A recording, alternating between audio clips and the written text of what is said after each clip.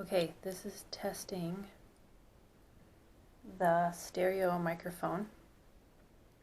As you can see, I'm right in front of it, so I did put it on function -10 on top of the stereo microphone.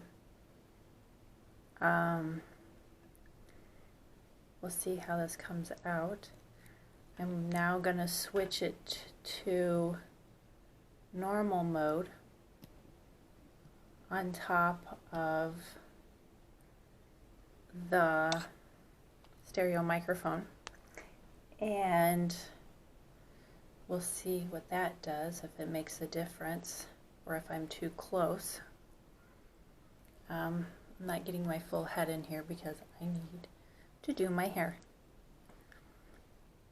Okay, I think that's probably enough to test it, and we'll see what occurs.